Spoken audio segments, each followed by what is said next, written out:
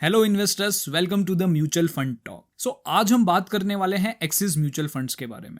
अगर आप axis mutual fund में इन्वेस्ट नहीं भी करते हैं तब भी ये वीडियो आपके लिए बहुत इंपॉर्टेंट होने वाला है, बिकॉज इस वीडियो के आखिर में आप ये जान पाएंगे कि अगर किसी सिचुएशन में आपका फंड परफॉर्म नहीं कर रहा है तो उसके रीजंस को कैसे फाइंड आउट किया जाए, कैसे उस सिचुएशन को हैंडल किया जाए और ये पता लगाया जाए कि क्या हमें उस फंड में बने रहना है या फिर उसमें से एग्जिट कर जाना है। तो अब एक्सिस म्यूचुअल फंड की बात करते हैं। वैसे तो ये इंडिया की टॉप 10 एएमसी में से एक एएमसी है और इसकी पास्ट परफॉर्मेंस भी बहुत अच्छी रही है। स्पेशली हम लोग 2019 और 2020 का पीरियड रिकॉल करें, जो कि पैंडेमिक से पहले का पीरियड था। उस समय इकोनॉमी कुछ अच्छा खासा परफॉर्म नहीं कर रही थी, जहां पे जीडीपी लगातार गिर रही थी और मार्केट में भी ब्रॉडली नेगेटिव परफॉर्मेंस ही थी, एक्सेप्ट चुनिंदा लार्ज कैप स्टॉक्स, जहां पे सिर्फ हमें परफॉर्मेंस सेंसेक्स और निफ्टी में देखने को मिल रही थी। अब अगर उस दौरान म्यूचुअल फंड इंडस्ट्री की भी बात करें तो ऑलमोस्ट सारे ही फंड वहां पे एक साइड थे और एक्सिस के फंड्स एक तरफ थे, क्योंकि एक्सिस के फंड्स की वहां पे परफॉर्मेंस बहुत शानदार आ रही थी और ऑलमोस्ट हर कैटेगरी में एक्सिस के फंड्स वहां पे टॉप परफॉर्मिंग फंड्स बने हुए थे। चलिए इसे थोड़ा सा चार्ट पे समझने की कोशिश करते हैं। सो यहाँ पे आप देख सकते हैं कि हमने एक्सिस ब्लू चिप फंड को निफ्टी इंडेक्स और अभी के लार्ज कैप में top performing fund Nippon India large cap fund से कंपैरिजन किया हुआ है।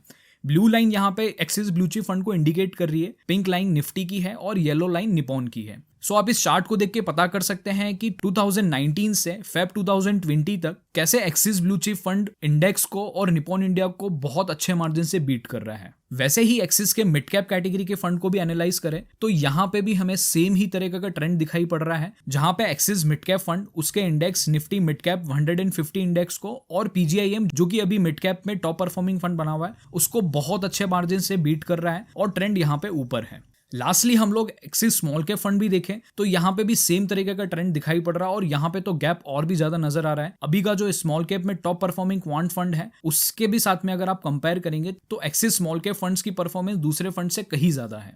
सो अब हमारे दिमाग में एक सवाल आता है कि ऑल सडनली ऐसा क्या हुआ है कि एक्सिस के फंड्स इतने अच्छे परफॉर्म नहीं कर रहे हैं, जो कि ना ही बेंचमार्क को बीट कर पा रहे हैं और कैटेगरी में भी उनकी परफॉर्मेंस बहुत नीचे गिर गई है। सो आज के इस वीडियो में हम यही जानने की कोशिश करेंगे कि क्या ऐसे रीजंस है जहां पे एक्सिस के फंड्स इतना परफॉर्म नहीं कर रहे हैं और आखिर में हम लोग एक कंक्लूजन भी ड्रॉ करेंगे कि क्या हमें एक्सिस के इन फंड में बने रहना चाहिए या फिर इसमें से एग्जिट कर जाना चाहिए। तो चलिए सबसे पहले एक बार एक्सिस म्यूचुअल फंड्स के सभी फंड्स के रिटर्न्स को उनके बेंचमार्क और उनकी कैटेगरी के एवरेज से कंपेयर करके देखते हैं। सो एक्सिस ब्लू चिप फंड की बात करें तो देखिए 5 इयर्स और 3 इयर्स में फंड के रिटर्न्स बेंचमार्क और कैटेगरी को बहुत ही अच्छे मार्जिन से बीट कर रहे हैं। फंड के रिटर्न 24% एनुअलाइज रिटर्न है और 18.49% 5 इयर्स के एनुअलाइज रिटर्न है। लेकिन जैसे ही हम लोग एक साल के रिटर्न्स पर आते हैं वहां पे एक्सिस के 49.94% ही रिटर्न्स बन रहे हैं, वहीं बेंचमार्क और कैटेगरी के एवरेज रिटर्न्स उससे कहीं ज्यादा है, जो कि लगभग 51 to 54% के आसपास है। वहीं एक्सिस ग्रोथ अपॉर्चुनिटीज फंड जो कि large and mid cap category का फंड है, ये फंड अभी ही लॉन्च हुआ है और इसके रिटर्न्स अभी फिलहाल बेंचमार्क और कैटेगरी के बराबर ही चल रहे हैं। लेकिन हम लोग एक्सिस मिड कैप और एक्सिस स्मॉल कैप के फंड्स देखें तो सेम चीज यहाँ पे भी हमें देखने को मिलती है। 5 इयर्स में और 3 इयर्स में रिटर्न्स बेंचमार्क और कैटेगरी के एवरेज को बहुत ही अच्छे मार्जिन से बीट कर रहे हैं। एक्सिस मिड कैप में 29% रिटर्न्स है और 5 इयर्स में एनुअलाइज रिटर्न 20% है। वहीं एक्सिस स्मॉल कैप के अंदर 3 इयर्स के एनुअलाइज रिटर्न्स 33% है, बेंचमार्क के सिर्फ 25% रिटर्न्स ही बने हैं और 5 इयर्स में annualise returns axis small cap में 20% तक है, वहीं बेंचमार्क और कैटेगरी में 14 और 17%, यानी बहुत ही अच्छे मार्जिन से बीट कर रहे हैं। लेकिन जैसे ही हम लोग यहाँ पे भी 1 ईयर में आते हैं सो परफॉर्मेंस यहाँ पे बेंचमार्क से अंडर परफॉर्मिंग लग रही है और बहुत ही ज्यादा मार्जिन से अंडर परफॉर्मेंस है। लास्टली अगर ईएलएसएस कैटेगरी की बात करें तो ईएलएसएस कैटेगरी के अंदर रिटर्न्स वैसे तो बेंचमार्क से अच्छे हैं और बराबर ही चल रहे हैं, लेकिन मार्केट की इतनी अच्छी अपॉर्चुनिटी में दूसरे फंड से थोड़ा सा कम परफॉर्म कर रहा है। सो अब ये एक साल के अंडर परफॉर्मेंस के रीजंस की बात करें तो देखिए कोरोना वायरस के बाद जब जुलाई 2020 से मार्केट में एकदम से रैली आना स्टार्ट हुआ तो उस दौरान 3 सबसे बड़ी इंपॉर्टेंट चीज हुई है। सबसे पहला, मार्केट में सेक्टर रोटेशन स्टार्ट हो गया।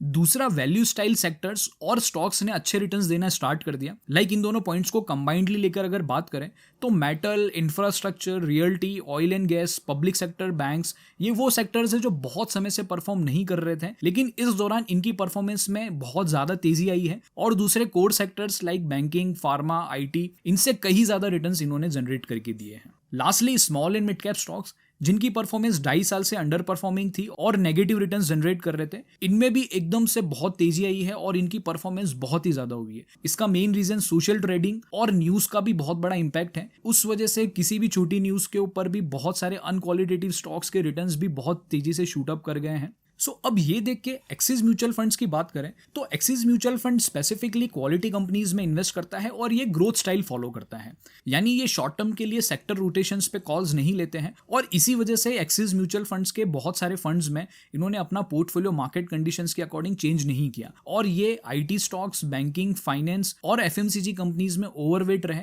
जिसको देख के ये लगता है कि मैनेजमेंट ने कंजर्वेटिव स्टाइल को प्ले आउट किया है। अब इन सेक्टर्स में रिटर्न्स तो पॉजिटिव मिले हैं, लेकिन ये ट्रेंडिंग सेक्टर्स और हाई रिटर्न्स गिविंग स्टॉक्स के अंदर नहीं बैठ पाए और यही सबसे बड़ा कारण रहा है लार्ज कैप सेगमेंट वाले फंड्स के अंदर, जैसे कि large and mid cap, large cap और ईलिसिस कैटेगरी के फंड्स। वहीं अगर इनके मिड कैप फंड की परफॉर्मेंस की बात करें तो देखिए दूसरे फंड से कंपैरेटिवली इनका एलोकेशन ज्यादा large and mid cap stocks में रहा है other than standard mid cap stocks. So इसी वजह से ये हुआ कि ये small and mid cap rally का फुल एडवांटेज नहीं उठा पाए। वहीं अगर स्मॉल कैप फंड की बात करें जहां पे पोर्टफोलियो और सेक्टर काफ़ी अच्छे तरह से डाइवर्सिफाइड है और वेल सेट है, लेकिन इसके अंदर भी इनका allocation other than small cap जो कि स्टैंडर्ड एलोकेशन होता है 65%, उसके अलावा इनका major allocation large and mid cap stock में था। सो यहाँ पे भी सेम कंडीशन प्ले आउट हुई है। सो ब्रॉडली ये कारण रहे हैं एक्सिस म्यूचुअल फंड्स की अंडर परफॉर्मेंस के लिए। सो फाइनली चलिए अब हम लोग मुद्दे की बात करते हैं। देखिए हमारे अकॉर्डिंग अब मार्केट के अंदर वैल्यू स्टाइल चलेगी जहां पे सेक्टर रोटेशन प्ले आउट करेगा। लाइक वो सेक्टर्स जो कि अंडर परफॉर्मिंग है उनके अंदर एकदम से रैली आएगी और इसी तरह ये साइकिल प्ले आउट करती रहेगी। दूसरा, अब परफॉर्मेंस सिर्फ क्वालिटी कंपनीज में ही होगी। और तीसरा, रिस्क मैनेजमेंट पर बहुत इंपॉर्टेंट ध्यान देना पड़ेगा, क्योंकि अब तक बुल रन के अंदर सोशल मीडिया या फिर न्यूज की वजह से नॉन क्वालिटेटिव स्टॉक्स के अंदर भी अच्छा खासा पुश मिल रहा था और वो स्टॉक्स बहुत जल्दी ही रैली कर रहे थे, लेकिन अब ऐसा नहीं होगा और उनमें बहुत ज्यादा फॉल भी हो सकता है। इस वजह से रिस्क मैनेजमेंट पर इंपॉर्टेंट ध्यान देना पड़ेगा।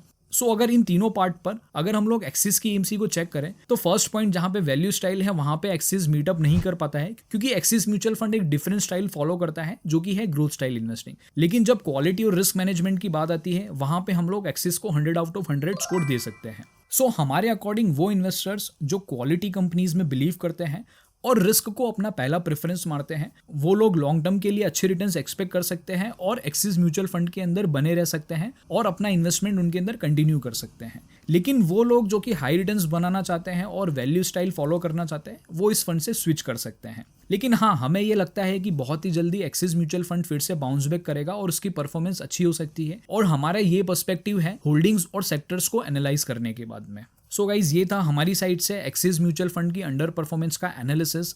अगर आपको हमारा ये कंटेंट अच्छा लगा है तो इसे ज़रूर से लाइक करें, और अगर आप इस चैनल पे नए हैं तो हमारे इस चैनल को सब्सक्राइब करें और बेल नोटिफिकेशन ज़रूर से टैप कर लें, क्योंकि जैसे ही नई वीडियो आती है तो आपको तुरंत ही उसकी अपडेट नोटिफिकेशन में मिल सकती है।